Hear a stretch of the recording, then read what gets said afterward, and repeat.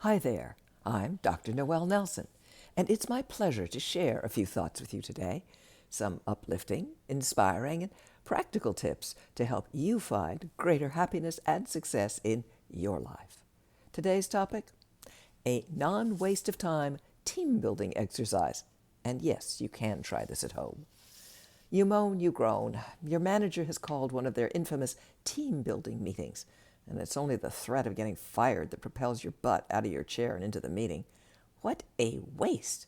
Sitting around doing departmental kumbaya when you have piles of work marked urgent and rush. So it isn't exactly in a mood of eager anticipation that you park your unhappy self in the meeting room. Mobile devices are strictly forbidden, so you don't even have the distraction of mindless browsing or texting. You wish you'd learned the art of napping with your eyes open, especially when your manager announces with great pride their latest and greatest team-building exercise. Your manager states that they want the team to work more closely together, to think of each other as family rather than co-workers. And you're thinking, yeah, right, as in highly dysfunctional family. Your manager goes on to say that each team member has a particular strength they lend to the team, and that if each team member would bear in mind their teammates' strength, the team would function better as a whole, a highly cohesive unit. Your manager states he will now point out what they feel is each team member's strength. Oh, great, you think. They're going to tell us who the movers and shakers are and pin a woeful L on the others, like we didn't already know who their favorites are. You stifle a yawn and pray for this to be over soon. Your manager turns to the guy you consider by far the most innovative and creative in the bunch and says, your strength is energy. You bring tremendous energy to whatever project you're engaged in. Huh. You're surprised. You would have thought your manager would have lauded this guy's innovations. Your manager turns to another team member and says, your strength is your whatever attitude. You smirk inside. Yep.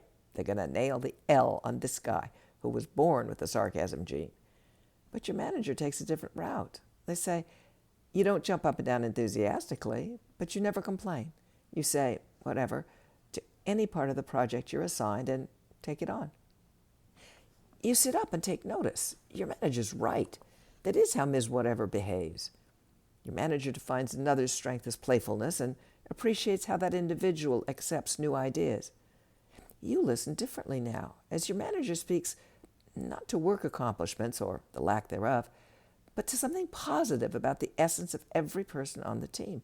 And your manager's right on every time. Your manager concludes by stating that they want each team member to think of the others in the light of these strengths. And darned if that isn't exactly what happens. You start looking at your coworkers differently, not in terms of what they can or can't do for you, how successful they are at this or that project, but rather how they bring their energy or whatever or playfulness to the mix, and how that does make the whole team function better. No, you'll never relish team meetings, and some of them still feel like slogging through mud, but you have a newly acquired respect for your manager, and more importantly, for those you work with. And work suddenly feels a lot less like work. Thank you for listening to Up.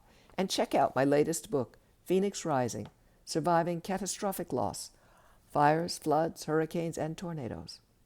If you'd like more uplifting, inspiring, practical tips and techniques, please visit my website, noelnelson.com.